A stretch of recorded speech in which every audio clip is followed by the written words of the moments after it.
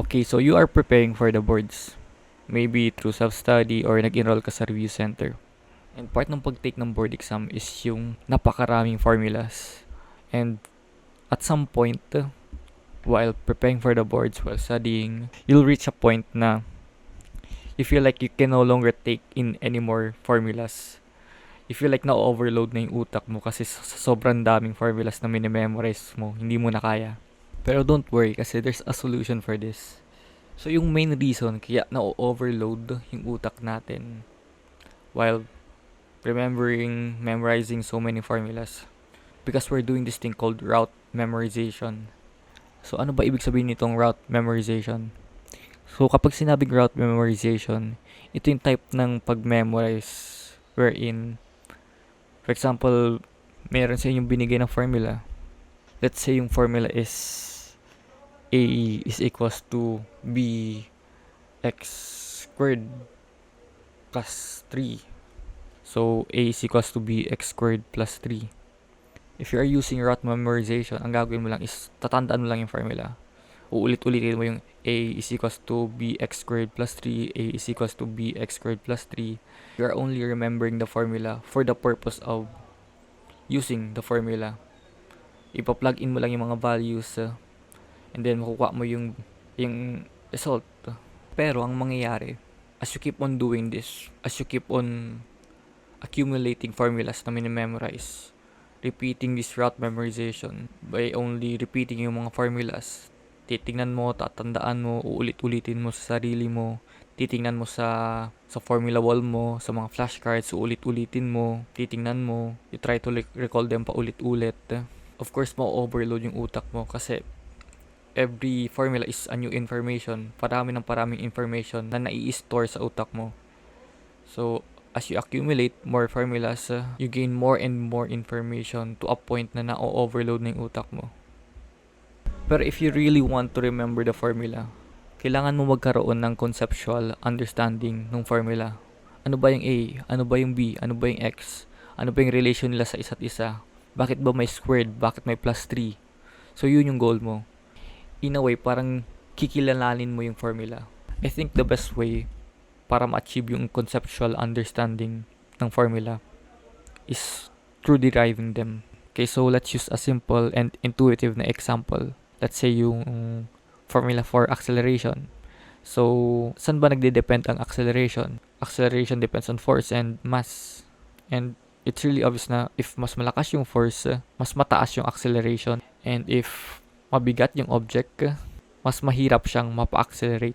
Pwede natin sabihin na acceleration is directly proportional to force, and we can also say na acceleration is inversely proportional to mass. And based dun sa dalawang information na yun, we can already derive the formula para sa acceleration, which is A is equals to F over M. Is equals to F kasi acceleration is directly proportional to force over M dahil acceleration is inversely proportional to mass. So, na-derive na natin yung formula para sa acceleration. And konting rearrange na lang, we get F is equals to ma.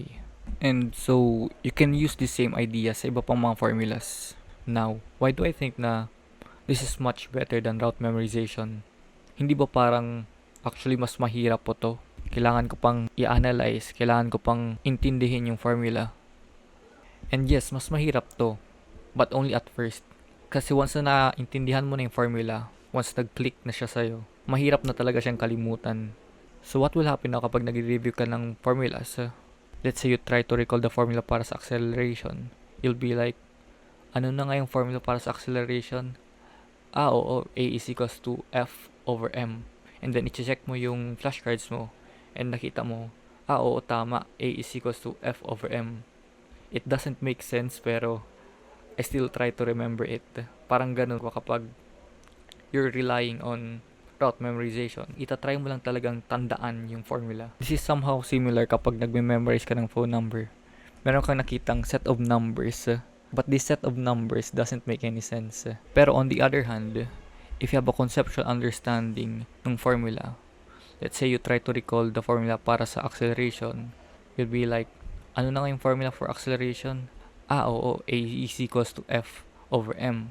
It makes sense dahil acceleration is directly proportional to force and is inversely proportional to mass. So yun yung advantage kapag you have a conceptual understanding ng formula.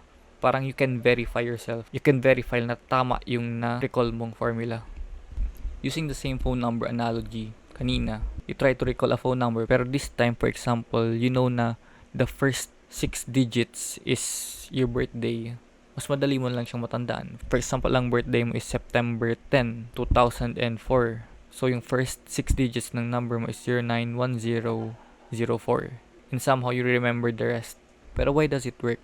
Bakit mas madaling matandaan yung formula if you understand it kaysa when you are just memorizing the formula and you don't understand it?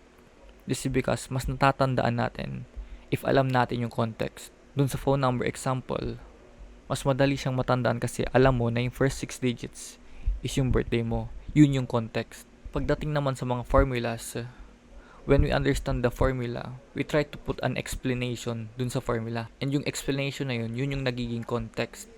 So now, na yung formula, meron na siyang context. You put a context dun sa formula, mas madali mo na siyang tandaan. So aside from familiarizing myself dun sa mga parts ng formula through deriving the formula, what I also like to do is, I put an explanation dun sa formula. So sa flashcards ko, if nandito sa taas yung formula, sa baba meron akong ilalagay na explanation. So yung usual template ko para dito is, if nandito yung formula, sa baba nakasulat, this states that blank blank blank. So this is one of the ways that I use para ma-memorize ko yung mga formulas. So dahil dito, a formula is no longer just a formula wherein you can get a result. It becomes a concise statement, a concept that shows the relation between constants and variables. Going back dun sa original problem with route memorization, where I've said na when we're relying on route memorization, we are storing more and more information, kaya na-overload yung utak natin. How's learning to derive a formula any different? Hindi ba this requires more information? For this, let me give you an analogy. Let's say sa files mo, you have 2 folders. Let's name them folder A and folder B. Sa loob ng folder A, you have files named image 1, image 2, and image 3. And sa folder B, you have files named image 3, image 4, and image 5. So what you have to do is to transfer files from folder A to folder B. Sa first case, ang ginawa mo is kinopy mo yung files from folder A to folder B while maintaining yung duplicate ng image 3. So what you have is image 1, image 2, image 3, duplicate of image 3, image 4, and image 5. Sa second case naman, what you do is tinransfer mo yung files from folder A to folder B pero minerge mo yung dalawang image 3 kasi alam mo na they are the same thing. Sa first case, you have 6 files in total. Sa second case, you have 5. Sa first case, you require more storage space. Sa second, you require less. So the first case, yun yung ginagawa natin if you're using route memorization. And the second case naman, if you have an understanding of the formula. So ang point dito is, we remember something better if we can relate it to something that we already know. It seems like extra information, pero what's really happening is, you have a big piece of information and you're slicing it up into smaller and simpler pieces of information and then relating those to what you already know. Yung pag-memorize ng trigonometric identities is already a hard task, pero you already know the basic rules of algebra, which is simpler to learn. Why not just derive the trigonometric identities? That's what I did when I was reviewing for the boards. Tinandaan ko lang yung sum and difference identities and then I tried to derive the rest. So, parang less yung load sa utak ko. So, isa pa to sa advantage of learning to derive a formula. Mas versatile yung use mo ng formulas. For you, a formula doesn't do just one thing. It can do many things. It can generate an output in different ways. So, it's like you can see the formula in all its different forms. And this doesn't mean na you have to derive the formulas during the exam. No.